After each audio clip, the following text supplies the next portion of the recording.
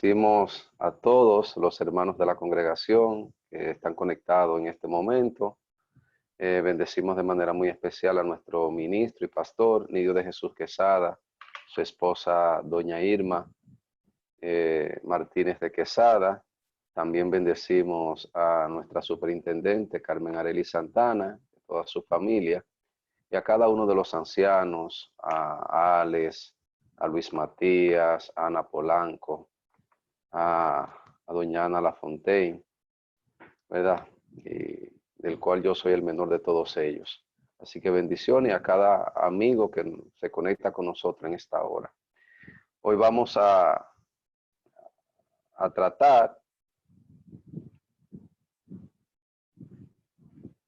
sobre el estudio bíblico número 20, que lleva como título Dios es un juez justo. Dios es un juez justo. Estoy utilizando el móvil y la computadora porque el internet me dice que es inestable y me está creando una pequeña situacióncita ahí con lo que tiene que ver con la diapositiva para la proyección, para que ustedes también puedan ir junto conmigo. Déjenme ver si logro aquí hacerle algo.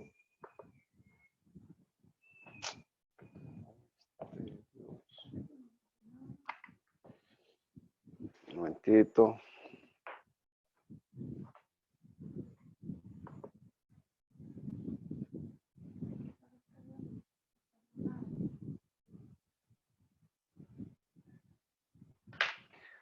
Dios es justo.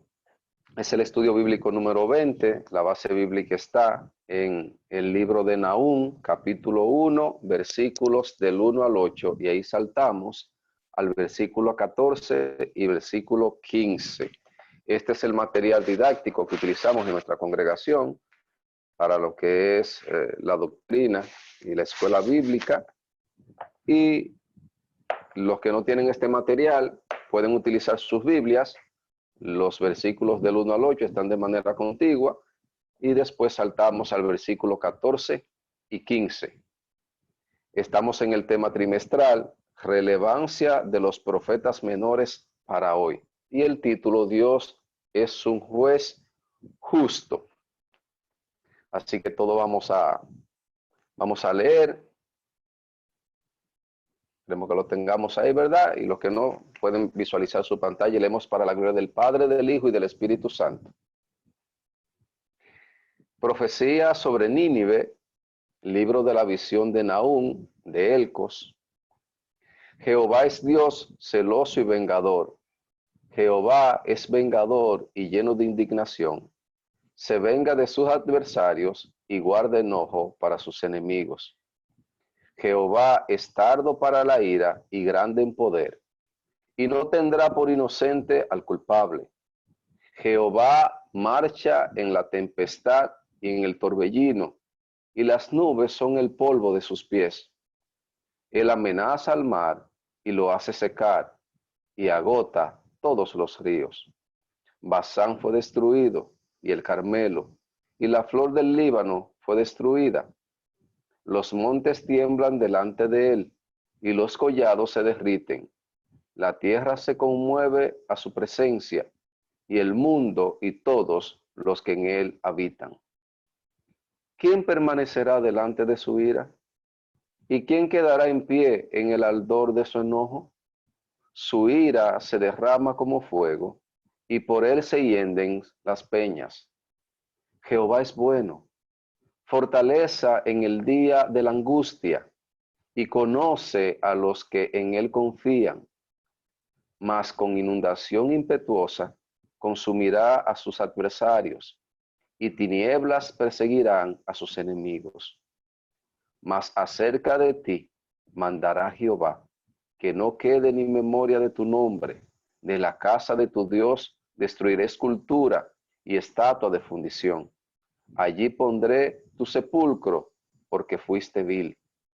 He aquí sobre los montes los pies del que trae buenas nuevas, del que anuncia la paz.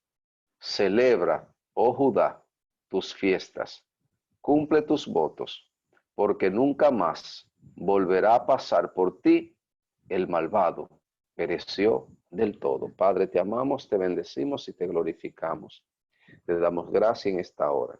Te pedimos que tu Espíritu Santo nos bendiga y nos ayude a través de tu palabra, mi Rey eterno.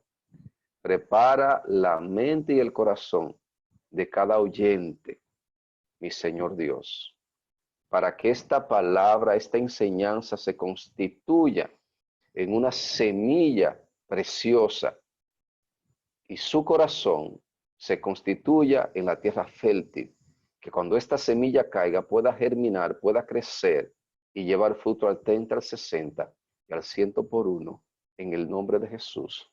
Amén. El pensamiento central dice: quien abusa de la paciencia de Dios provoca su indignación. Uno de los frutos, hermano, del Espíritu de Dios es la paciencia. Y como es uno de los frutos del Espíritu de Dios, Dios es paciente. Ahora, todo tiene un límite. Cuando una persona hace uso de ese atributo de Dios, que es la paciencia, para constantemente cometer pecado y errar de una manera consciente, en la Biblia eso se llama iniquidad. Cuando usted y yo estamos conscientes del pecado y aún así aprobamos el cometer el pecado, pero esa iniquidad llega a un punto tal que usted sabe que va a cometer pecado, pero como Dios es paciente, usted lo comete para luego pedir perdón y volver a cometerlo para luego pedir perdón y volver a cometerlo para luego pedir perdón. Llega un momento en que esa paciencia, ese atributo santo del Señor, llega a un límite por la condición y por la conducta de la persona que está pecando en ese momento. Entonces, quien abusa de esa paciencia de Dios provoca indignación en el Señor, porque lo está haciendo de manera adrede, lo está haciendo de manera consciente y no está haciendo uso de ese atributo de Dios para un beneficio particular y no está pensando en la condición de Dios cuando ve a uno de sus hijos apartarse y violentar sus mandamientos y apartarse del sacrificio de su Hijo Jesucristo. El texto áureo que está en Nahum capítulo 1 verso 3 dice: Jehová es tardo para la ira y grande en poder, y no tendrá por inocente al culpable. Jehová marcha en la tempestad, y el torbellino y las nubes son el polvo de sus pies. Jehová es tardo para la ira, pero él no tendrá por inocente al que ha cometido pecado, ni tampoco al culpable de ese pecado. El Señor, nuestro Padre, no tiene por inocente al que comete pecado.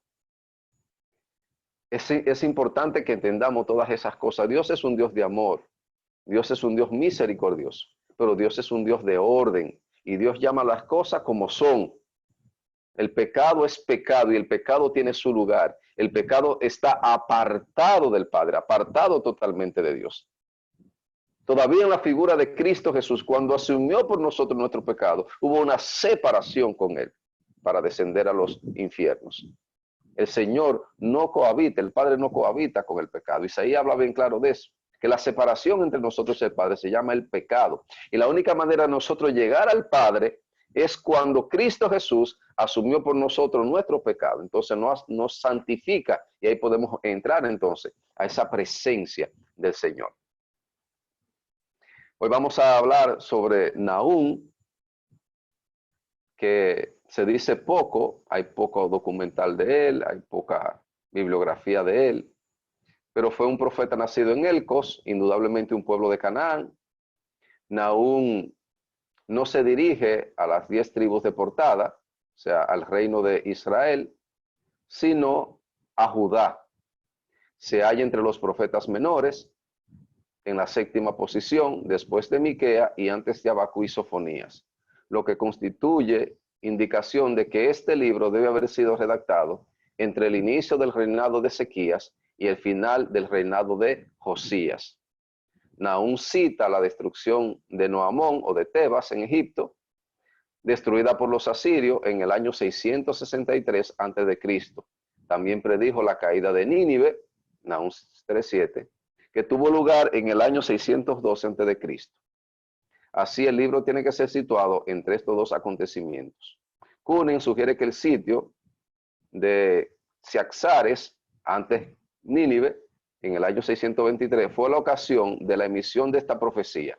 En esta época, los moradores de Judá se sentían desalentados a causa de las insistentes incursiones de los asirios. Bíblicamente también se conoce de que Nahum fue antecesor de Cristo, pertenece a la genealogía de Cristo Jesús. Eso lo podemos ver en Lucas, Evangelio según San Lucas, capítulo 3, verso 25, naciendo unos 3 siglos antes de él. Objetivos. El objetivo número 1 dice, saber que el juicio de Dios alcanzará a todos los que se rebelaron contra él. Saber que el juicio de Dios alcanzará a todos los que se rebelaron contra él. La palabra de Dios es clara en ese punto. Todos los cristianos que hemos recibido esta gracia de confesar a Cristo Jesús y recibirlo en nuestro corazón, hay un lugar especial para nosotros. Si morimos en esta condición, vamos a descansar. Cuando Jesucristo venga en la restauración para el arrebatamiento, si estamos muertos, vamos a despertar y vamos a ser transformados. Si estamos vivos, vamos a ser transformados y conjuntamente con los que estaban muertos, vamos a recibir al Señor en las nubes, en el aire. Y para nosotros hay un bema de Cristo, hay un tribunal de Cristo. Pablo decía, porque es necesario que todos nosotros comparezcamos ante el tribunal de Cristo, para que cada cual reciba según lo que hizo cuando estaba en el cuerpo y según sus obras. Ahí nuestras obras serán expuestas, nuestras obras serán pasadas como por fuego para ver la duración y conforme a la calidad de la obra, conforme a la intención de la obra, entonces recibiremos galardones conforme a lo que hicimos. Ese es el bema de Cristo para los cristianos. Pero toda vida que no se encuentre dentro de ese renglón, todos ellos van a tener que pasar por un juicio. Y en ese juicio, todos los que se rebelaron contra Dios, todos los que le dieron la espalda a Dios, todos ellos tendrán una sentencia. Y ese debe ser el momento más terrible, hermano. Porque el juez que va a dictar sentencia no lo va a hacer de una manera temporal, sino va a ser de una manera eterna. Y esa es la parte que debería nosotros más preocuparnos. ¿Dónde vamos a pasar nuestra eternidad? Si vamos a estar con Dios, si vamos a estar con Jesús, si vamos a estar con el Espíritu Santo, si vamos a estar con la Trinidad, o si vamos a estar apartados totalmente de Él, con el diablo y sus ángeles en el lago de fuego y azufre, que es la condenación final. Conocer que la justicia de Dios prevalece a favor de su pueblo. Conocer que la justicia de Dios prevalece a favor de su pueblo. Todos aquellos que hemos confesado a Cristo Jesús, nos cubre la gracia del Señor. Y permite que nuestros antecedentes, las cosas que hicimos en el pasado, puedan ser borradas, dice la palabra del Señor. Totalmente. La palabra de Dios dice que Él tira en lo más profundo de la mar todo nuestro pecado. Todo nuestro pecado. Isaías dice que si nuestros pecados eran como la grana, eran rojos como el carmesí, vendrán a ser como blanca lana. El Señor quita automáticamente todas esas cosas y establece sobre nosotros la misericordia. Ahora, ese pecado que nosotros teníamos se quedó en el limbo, se quedó en el aire. Nosotros venimos al Padre, confesamos nuestro pecado y automáticamente esos pecados se desaparecieron. No, mis hermanos. Es que el Señor, nuestro Padre, es justo con todos, hasta con el diablo, que el Señor lo reprenda. Hasta con ese. Si alguien cometió pecado, cometió pecado. Y hay una justicia que aplicar. La gracia que se ha diseminado sobre nosotros es que Jesucristo, dice la palabra de Dios, asumió por nosotros nuestro pecado y por eso tuvo que morir, porque la paga del pecado es la muerte. Tuvo que asumir por nosotros. nuestra condición y sustituirnos en el lugar que nos correspondía. Pero Dios es justo y Él prevalece a favor de su pueblo. Aunque dice la palabra de Dios, y esto es importante conocerlo, que aunque estamos tratando hoy del tema de que Dios es un juez justo, la palabra de Dios dice que su misericordia prevalece sobre su justicia. La justicia es, mis queridos hermanos, darle a cada quien lo que le corresponde. Esa es la justicia. Imagínense que Dios nos diera a nosotros lo que nos corresponde. Ahora, la misericordia es que uno arrepentido y ha sido de Cristo Jesús, entonces esa misericordia viene a nuestra vida cuando confesamos y nos apartamos por medio de Cristo Jesús, y entonces el Padre nos perdona de todos nuestros pecados. Apartarse del mal y mantenerse fiel al Señor, apartarse del mal y mantenerse fiel al Señor, seguros de su victoria. Una vez que nosotros ya nos apartamos del mal, debemos de mantenernos fiel al Señor, estando seguros de la victoria que hemos recibido. Pedro decía que qué sería de nosotros si descuidamos esta salvación tan grande que hemos recibido.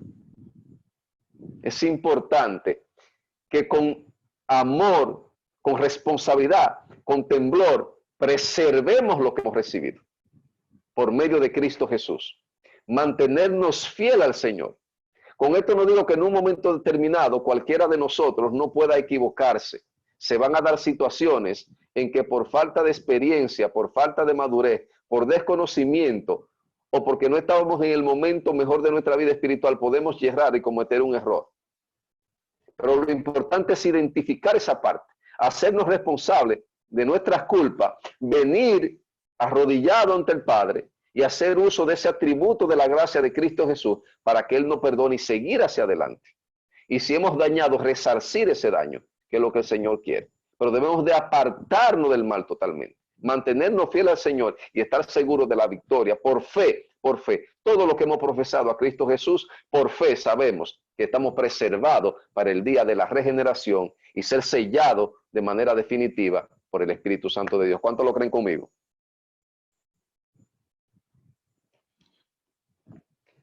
Hermanos, yo sé que muchos quizás de ustedes no han tenido la dicha de pisar un tribunal, de pisar una justicia. Es muy difícil, es muy tedioso.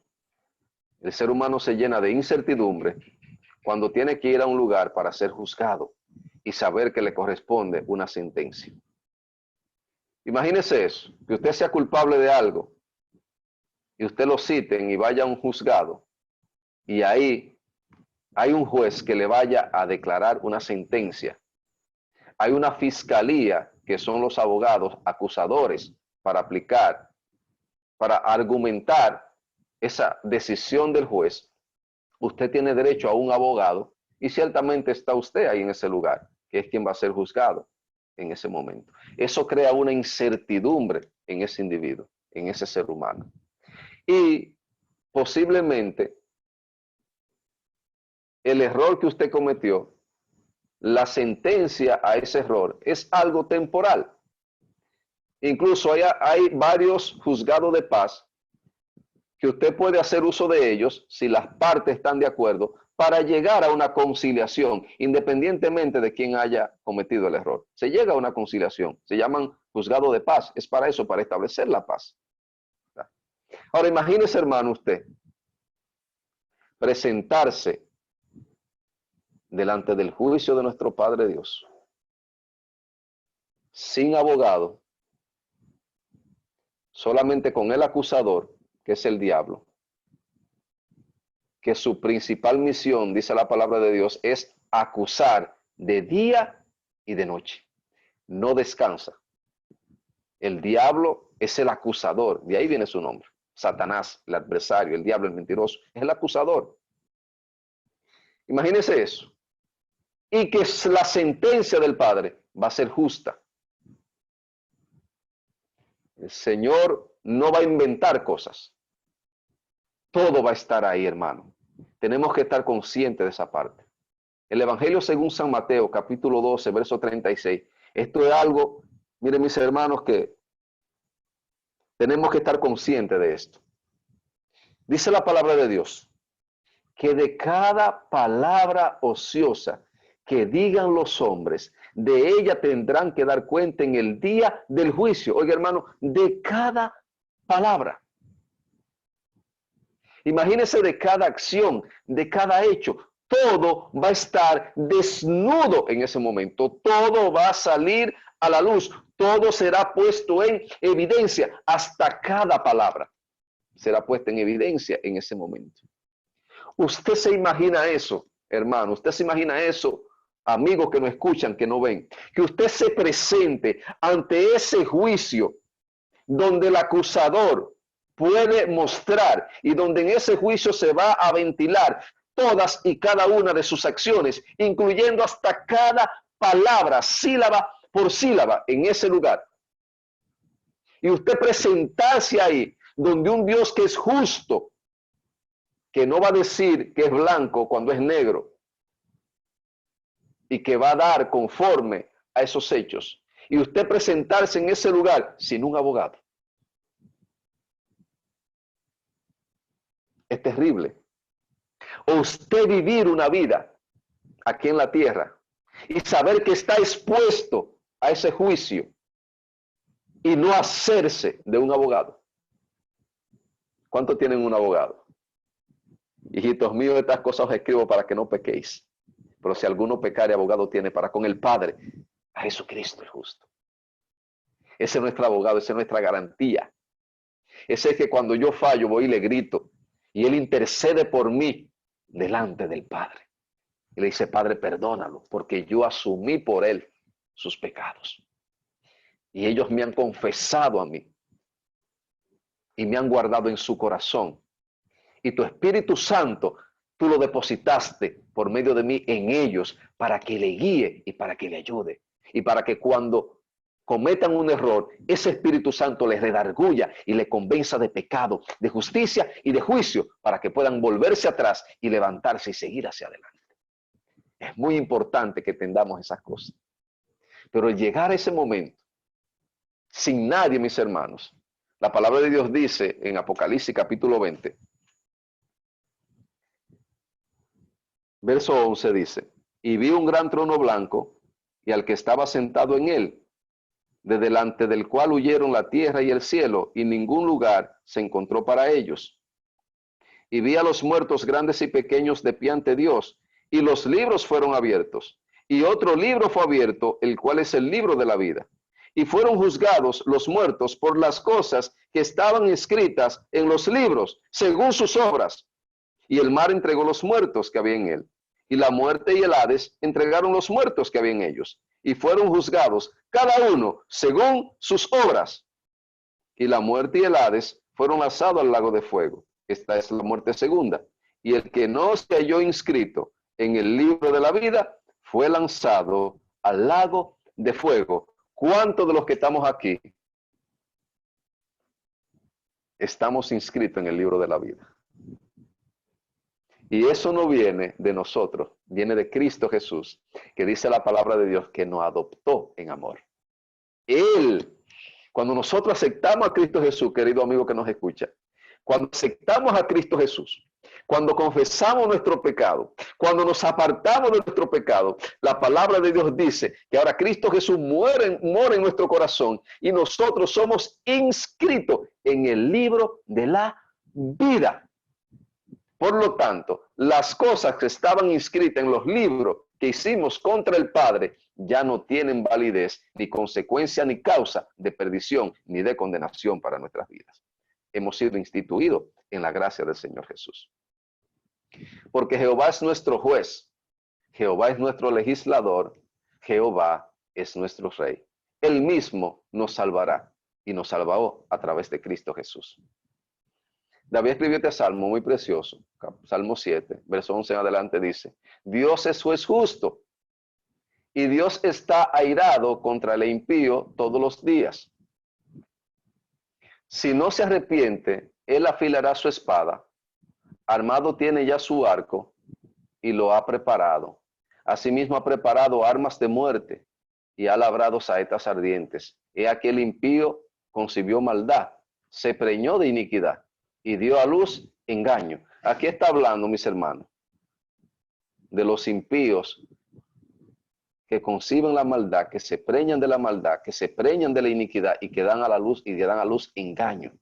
Iniquidad, mis hermanos, es el pecado planificado con conciencia de que es pecado y que se le está faltando a Dios.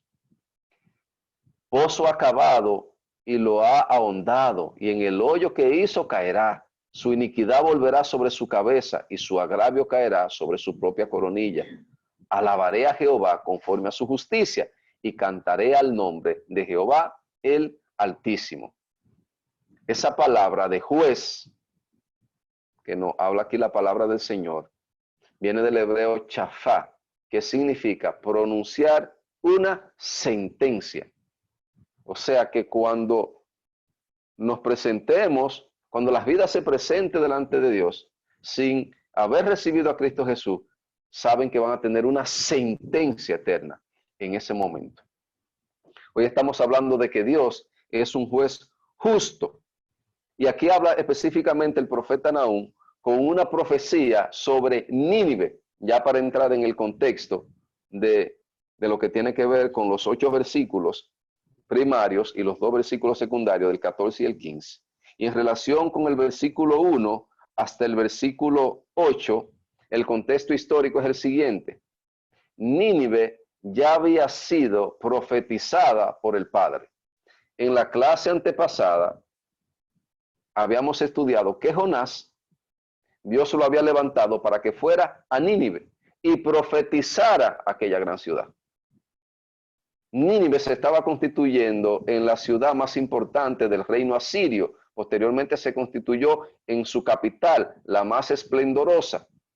Y en ese momento, aproximadamente un siglo antes, 100 años antes, Dios ya le había mandado a Jonás a Nínive y le profetizara que iba a ser destruida. De aquí a 40 días, decía el profeta, Nínive será destruida. Y aunque el profeta tenía en su corazón no ir a Nínive, porque los asirios habían causado muchos males al pueblo de Dios, opuso mucha resistencia, pero al final, todos conocemos la historia, terminó profetizando en ese lugar. ¿Y qué hizo el rey de ese lugar? El rey hizo que todo el mundo ayunara, que todo el mundo tomara cilicio, que todo el mundo, incluyendo los animales, lo hicieran por varios días. Y la gracia de Dios, la misericordia de Dios vino sobre esa ciudad. El pueblo se arrepintió, se volvió de su maldad y entonces Dios lo perdonó. Pero 100 años después, el pueblo nuevamente se apartó totalmente de Dios. Y ese pueblo buscó otros dioses, esculturas, idolatrías. Y ahora Nahum, Dios levanta a Nahum para que vuelva otra vez con la profecía hacia Nínive. Y el contexto es que posteriormente esta nación fue destruida. Lo que vimos la primera vez fue la misericordia de Dios. Ellos habían cometido todo lo necesario para que Dios le destruyera, mas sin embargo Dios envía. Y cuando se volvieron, ¿qué pasó con esa gran ciudad? Dios lo perdonó. Al volverse, Dios perdona. Pero pasan 100 años. Por eso es que dice, habla de la paciencia en uno de los objetivos del Señor. Miren cuántos años espera Dios. Y esta nación, esta ciudad vuelve nuevamente a apartarse. Y entonces Dios decide levantar un pueblo que la destruya. Pero primero vimos la misericordia extendida de Dios. Y como el pueblo echó de lado la misericordia de Dios, entonces le vino la justicia. Por medio de Jesús, mis hermanos, todo pecado es absorbido por Jesús. El Padre, cuando va a aplicar la justicia, cuando uno de nosotros comete pecado, se encuentra con Jesús y su sangre cubriéndonos sobre nuestras vidas. Y ese pecado que cometimos lo asume Jesús por nosotros, cuando nos apartamos, cuando hacemos uso de la misericordia. En Isaías 53:6 dice, todos nosotros nos descarriamos como ovejas, cada cual se apartó por su camino, mas Jehová cargó en él el pecado de todos nosotros. Nuestros pecados no quedaron volando, Jehová lo cargó en él, en Cristo Jesús. Por eso es que es indispensable que para el perdón de nuestro pecado aceptemos a Cristo Jesús en nuestro corazón.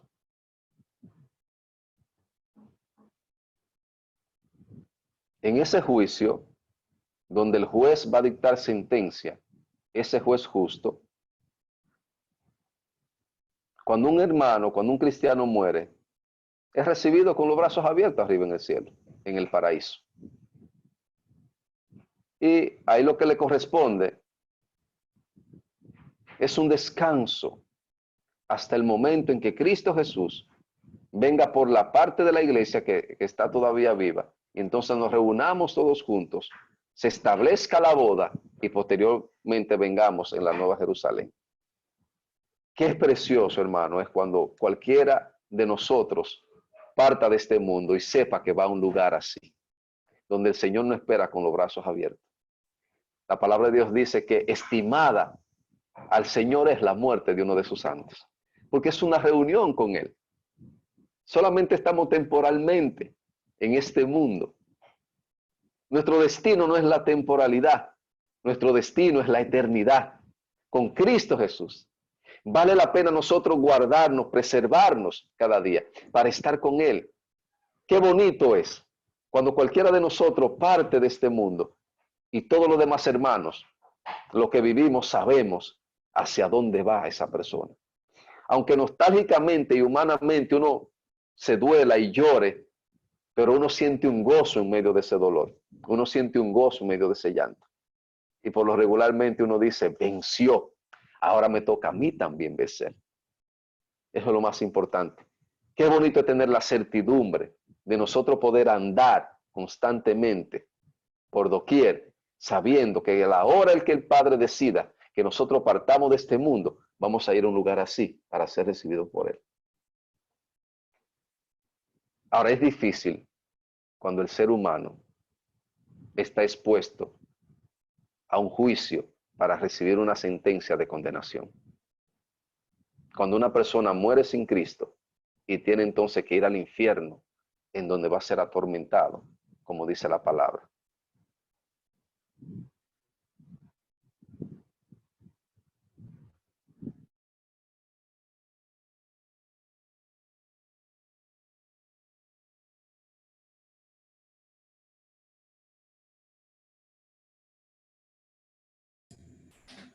Gloria a Jesús.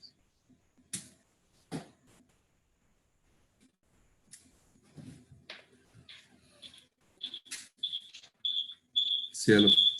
Disculpen, hermano.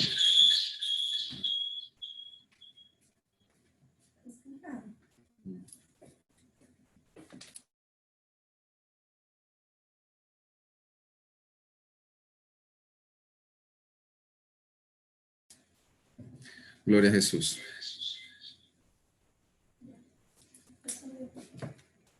Pues sí, qué hermoso es tener la certidumbre de que cuando nosotros, cualquiera de los que ha recibido a Cristo Jesús, muera, va a un lugar de reposo, de descanso, posteriormente vivir en la Nueva Jerusalén, aquí en la tierra, durante el milenio, y posteriormente, entonces nosotros estar eternamente con Cristo Jesús, eternamente con Él, siendo su esposa, como dice la palabra del Señor, estando donde Él esté. Ahora, qué difícil, hermano, es una persona que parta sin Cristo, tener que presentarse, estar en el infierno, en tormento, en agonía, ser resucitado entonces, para posteriormente enfrentarse a un juicio y ser echado al lago de fuego y azufre preparado para el diablo y sus ángeles, como dice Apocalipsis 20. Un lugar que no fue ni concebido, ni fue ni preparado para ninguno de nosotros, sino para el diablo y sus ángeles. Es terrible, hermanos. Y todos nosotros tenemos que estar conscientes de esa parte, del que se separa del Señor. ¿Cuál es el lugar de su eternidad? Donde va a ser dotado de un cuerpo que no podrá ser desintegrado, que solamente va a percibir el dolor. Toda la eternidad. Si podemos contabilizar, ponerle un número a la eternidad, Estamos hablando de millones, de millones, de millones, de millones, de millones de años. Por decir algo, porque la eternidad no se cuantifica, no se mide. En eterno sufrimiento, un lugar que fue preparado para el diablo y sus ángeles. Y nosotros, que no estuvimos ahí en esa condenación eterna del diablo y sus ángeles, porque pecaron en la eternidad y tienen esa condenación eterna. Nosotros que fuimos creados en la temporalidad, que nos permitió el Padre a través de Cristo Jesús, primeramente cubrir el pecado para posteriormente a través de Cristo Jesús quitar definitivamente el pecado y nosotros poder asirnos de él y entonces vivir en la eternidad con el Padre, con el Hijo y con el Espíritu Santo. Vamos a cometer el error de darle la espalda a Dios y enfrentarnos a un Dios que podemos conocer con amor, con bondad, con benignidad, como dice su palabra, y nos vamos a enfrentar a un Dios de ira, a un Dios de venganza y a un Dios justo que no va a dar lo que nos corresponde. Debemos por medio de Cristo Jesús conocer a ese Dios de amor y no por medio de nuestros actos de maldad conocer a un Dios justo pero vengador de nuestro pecado y de nuestra maldad y de nuestra iniquidad. Así que yo te hago un llamado, hermano. La misericordia de Dios está ahí. Alcanza los cielos para aquellos que tienen el corazón de volverse y aceptar a Cristo como Señor y Salvador. Miren lo que pasó con Nínive. El Señor envió a un profeta. El Señor amonestó a ese profeta. Y ese profeta llevó esa profecía. Y más de 120,000 que estaba constituido esa ciudad en ese momento fueron salvos en ese momento. Y esos mismos que fueron salvos en un momento posteriormente fueron destruidos porque se volvieron a la maldad. El Señor estableció la gracia, el Señor estableció la misericordia, pero después le dio la justicia y fue vengador con ellos por su maldad. ¿Tú quieres el Dios vengador o quieres el Dios de amor? Recibe al Dios de amor a través de Cristo Jesús. Así que tú que me escuchas, yo quiero que tú repites esta oración después de mí. ¿Qué se necesita para yo no ir a ese juicio y ser condenado con el diablo y sus ángeles? Conocer a Cristo Jesús en mi corazón. Pues ninguna condenación hay para los que están en Cristo Jesús. Por eso es que cuando nosotros hacemos esa oración, que en el mundo la catalogan como la oración del pecador, uno termina diciendo, inscribe mi nombre en el libro de la vida. Porque cuando tú aceptas a Jesucristo como Señor y Salvador en tu vida, automáticamente tu nombre es inscrito en ese libro. Y esa es la garantía de donde tú vas a estar en la eternidad. En ese lugar de amor, en ese lugar de bondad, en ese lugar de gracia, con nuestro Señor Jesucristo. Y no en el lugar del fuego y azufre y de tormento con el diablo y sus ángeles. Repite de mi Señor Jesús, en esta noche, yo te presento mi vida. Reconozco que he pecado, que he errado contra ti, pero he entendido y comprendido que Jesucristo, siendo Dios, se hizo hombre y tomó mi lugar en la cruz del Calvario y derramó su sangre para el perdón de mis pecados. Perdona mis pecados, mi Señor Dios. Me entrego a ti como hijo. Recíbeme como hijo y yo te acepto como padre. E inscribe mi nombre en el libro de la vida y no lo borres jamás. Si hiciste esa oración con fe, creyéndolo en tu corazón de que Dios lo levantó de los muertos a Cristo Jesús, tu nombre ha sido inscrito en el libro de la vida y tú tienes garantía de salvación y vida eterna. Congrégate en una iglesia donde se predique la palabra del Señor. Así que Dios te bendiga mucho y nuestro hermano pastor con cada uno de nosotros.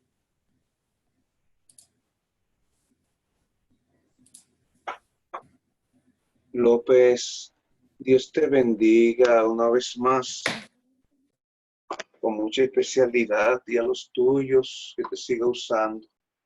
Disertaste sobre el tema Jehová es juez justo y dijiste que la justicia paga a cada uno conforme a lo que se merece. Hay una parte de la Biblia que dice, así está establecido para los hombres que mueran una sola vez y después de esto el juicio. Los hombres pecadores se les va a pagar conforme a sus pecados. Serán juzgados, condenados y castigados eternamente. Los que parten en pecado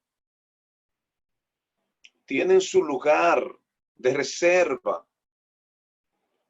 Es decir, hay una antesala del castigo eterno, que es el Hades, el infierno.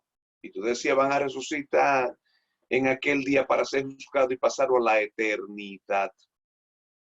Esa es la justicia de Dios. Pagar a cada uno conforme a lo que merece.